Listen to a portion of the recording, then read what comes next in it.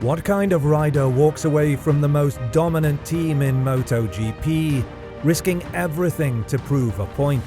To say thank you very much to Honda. Unfortunately, next year we don't race together. It was the legend himself, Valentino Rossi, that did. At the peak of his career, he wasn't just chasing victories, he was chasing something far more valuable. His legacy and how he did it will forever be an unforgettable part of MotoGP history, and we'll tell you all about it in this video.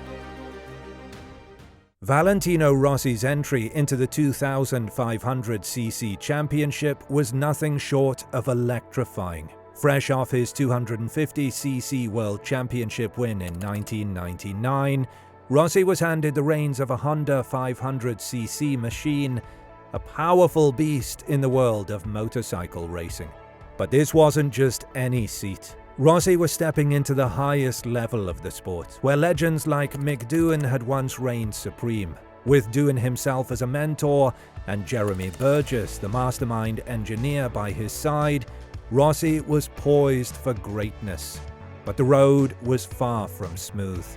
Rossi's rookie year in the 500cc class was marked by both brilliance and blunders. He crashed out of the first two races in South Africa and Malaysia, a harsh initiation that reminded everyone that even prodigies had their off days. Rossi wasn't one to stay down. He was learning, adapting, and then slowly but surely, he began to make his mark. His first taste of success came with a third-place finish in Spain, followed by another podium in France. But it was at Donington Park, 9 races into the season, that Rossi truly announced his arrival, and how he did was beyond spectacular. Battling against the likes of Kenny Roberts Jr. and Jeremy McWilliams, Rossi showcased his genius by outmaneuvering his rivals in unpredictable weather conditions, securing his first 500cc victory. This victory was the spark Rossi needed. He followed it up with a string of podium finishes, including a fierce second-place battle in Germany and another in the Czech Republic. Were these enough for him to attain victory in his 500cc rookie season? No, the season wasn't without its setbacks. There were crashes and retirements, like in the Valencian Community Round, which kept him from clinching the title. It was Kenny Roberts Jr. who took the championship that year, but Rossi's second-place finish as a rookie was nothing short of spectacular. But the most spectacular was yet to come. The 2001 season had a more experienced and hungrier Rossi, who was determined to win the championship. He developed an epic rivalry with Max Biaggi, the fierce Roman, and this added more drama to the season. The two clashed both on and off the track, their battles becoming the stuff of legend. Rossi's path to the title wasn't without its obstacles. There were races where he faltered, moments where the pressure seemed too much. Yet each time he stumbled, Rossi bounced back with a vengeance.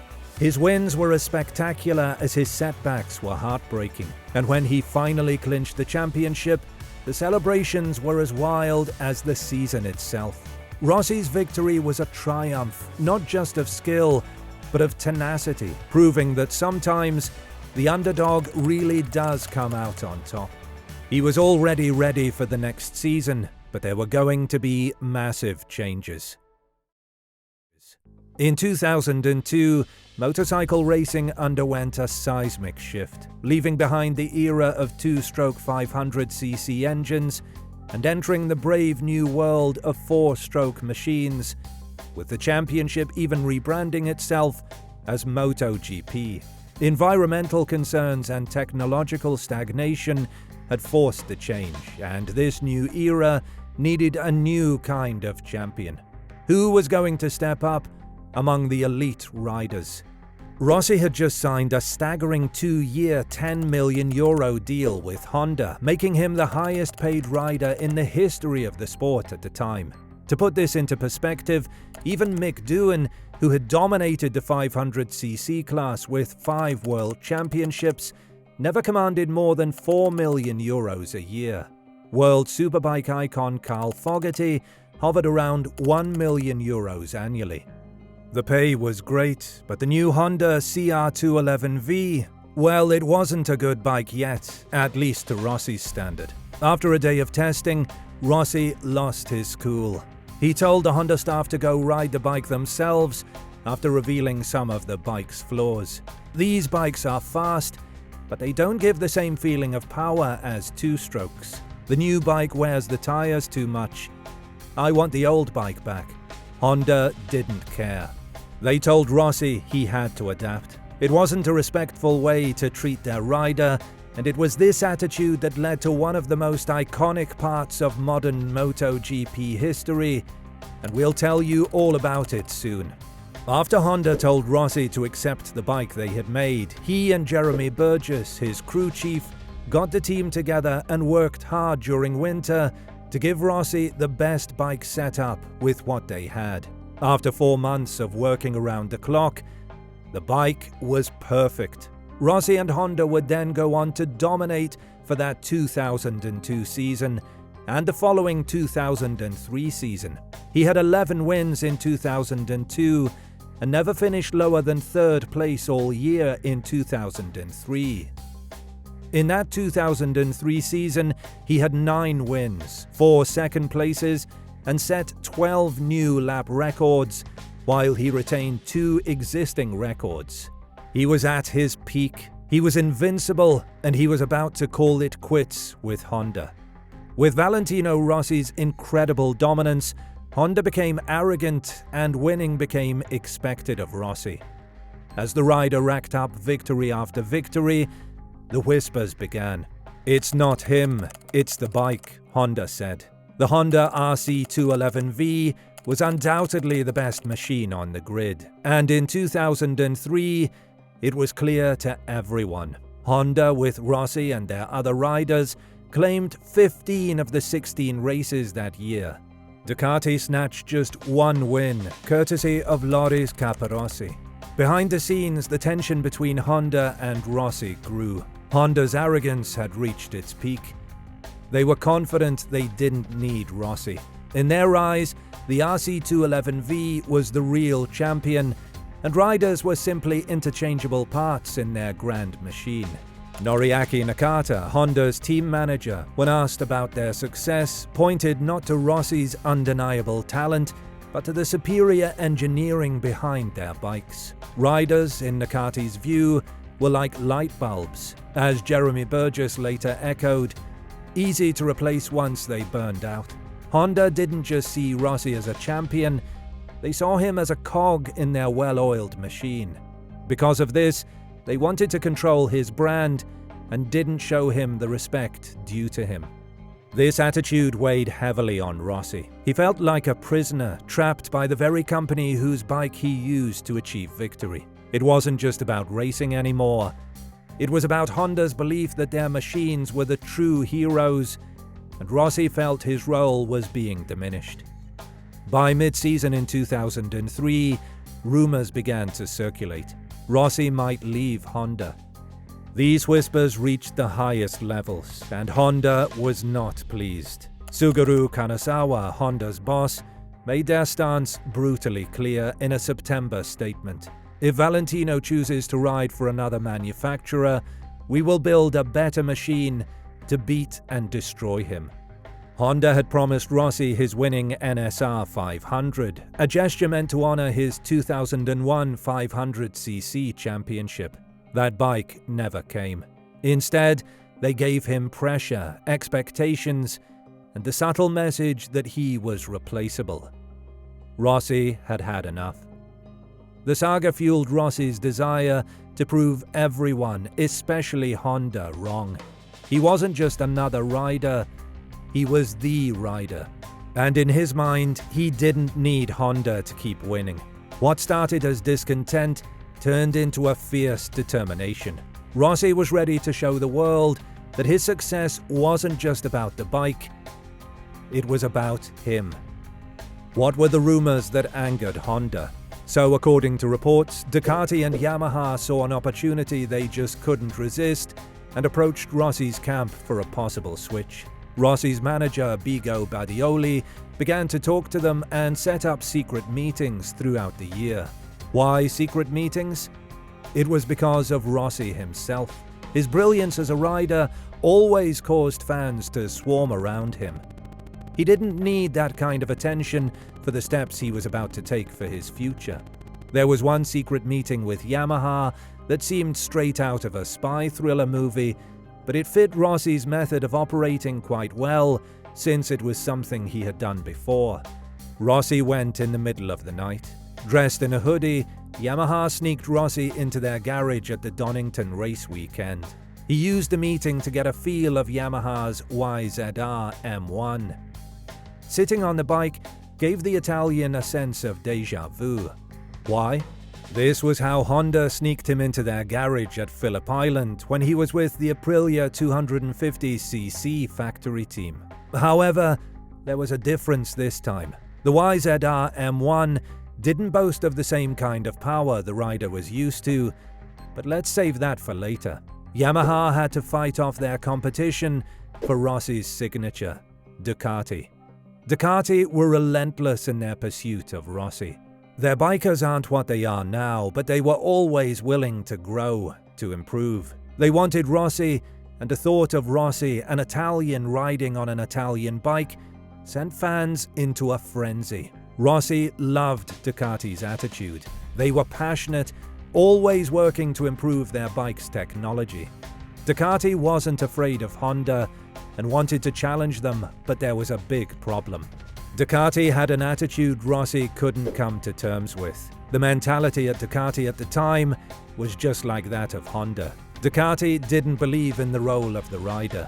For them, it was just about the bikes. Rossi believed that the race wasn't about the bike, but the rider, so the bike should be made based on his needs and his characteristics. They too disagreed, and like that, the dream of an Italian on an Italian bike ended. So Rossi instead chose Yamaha and signed a breathtaking 2-year contract, reportedly worth in excess of $12 million. Again, the highest paid rider in history at the time. Even Honda couldn't afford it, but they weren't worried. Why was Yamaha so desperate for Rossi? Honda weren't desperate to keep him. They truly believed Rossi wouldn't do anything with Yamaha. Why were they so sure? In 2003, Yamaha never had a single podium all season. Honda was certain Rossi would sink with them. They even had Max Biaggi, one of Rossi's rivals, join Honda Fons, the satellite Honda team. They expected Biaggi to eclipse Rossi on Honda's powerful bike. They wanted to prove the bike made the racer and not the other way around. Rossi chose Yamaha, and he knew he had a lot of work to do to make them champions. Remember the first time he got on the bike during the M1, during the secret meeting? His first impression was not good, not like the first time he got on the Honda. Rossi saw how far behind the M1 was to Honda's RC211B. The M1 was quite ugly, complicated and overbuilt. Rossi could tell that too many people had been involved in building the bike. It had many wires that went all over the place, and a lot of parts that seemed positioned incorrectly. Even the riding position seemed wrong, with the handlebar and the gas tank all positioned differently from what he was used to. Still, he was ready, determined to win. Why? Why did Rossi take such a risk? While the bike didn't leave a great impression on Rossi, the team culture and vision that Yamaha had did. Yamaha staff were more fun, yet they were also focused and changing and improving. Things were less tense at Yamaha, and it was a welcome change of pace for Rossi, who had been in a Honda environment where everyone was deadly serious, disciplined, and constantly busy like a prisoner of PR obligations and corporate orders. When Yamaha signed Rossi, they let him bring his whole Honda team with him to redesign the Yamaha M1 for the 2004 season. Honda was bitter that Rossi left them with his whole team, so they held him against his 2003 contract as a Honda rider. That means he couldn't test the Yamaha at all until the following year, but every other rider got to test their new bike in November. Rossi was at a disadvantage going into the 2004 season. During the 2004 winter test, Yamaha had brought 4 engines. This is how serious they were to win with Rossi. Him and his team had to work on chassis selection and play with the setup with the bike, and multiple new parts that Yamaha had brought in. One of the changes was that the M1 was relatively new and not as refined, particularly in terms of cornering agility and handling stability. Rossi's input was valuable in guiding Yamaha's engineers to address these areas, making the bike more competitive. Their philosophy was that cornering performance and handling are crucial for achieving fast lap times and maintaining high-speed consistency throughout a race. Rossi and his team recognized that improving these aspects could give them a competitive edge over their rivals, instead of just having a powerful engine like Honda. That was just one of many things they did to improve the M1. The first race of the season, the South African Grand Prix, expectations were set low for Valentino Rossi. With minimal testing and a Yamaha M1 that had lagged behind the competition the previous year, many anticipated that Rossi would struggle, and Honda in particular was not concerned. However, Rossi defied all predictions. From the very start, he dominated every practice session and qualifying, putting his new Yamaha M1 at the top of the timesheets. When race day arrived, Rossi delivered an extraordinary performance, fiercely battling Max Biaggi and his formidable Honda, before ultimately claiming victory. This win was not just a triumph on the track, but a significant statement to Honda. Rossi proved that the rider, not just the bike, was crucial to success. The win shocked Honda. Why? They played dirty with Rossi, and they still lost. Rossi had achieved something no one else had, winning back-to-back Grand Prix on 2 different machines. From his win with Honda in Valencia the previous November, this stunning victory with Yamaha. Yamaha was initially unsure of how Valentino Rossi would adapt to their bike in his first year with the team. However, Rossi did far more than simply adapt. He dominated the season, securing the 2004 championship with an impressive 9 wins and 7 pole positions. Rossi was unstoppable. His exceptional performance continued into 2005 by destroying the field, where he again claimed the title, winning 11 races and finishing in the top 3 in every race except Japan. Rossi's success with Yamaha didn't stop there. He went on to win 2 more MotoGP championships in 2008 and 2009, further solidifying his legendary status. His achievements with Yamaha remain one of the greatest highlights of his illustrious career. There you have it, folks. The story about how Valentino Rossi did the unthinkable and turned MotoGP into his own personal ground by taking a big gamble no one in his position would have ever taken.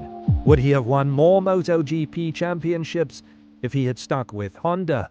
Let us know what you think in the comments.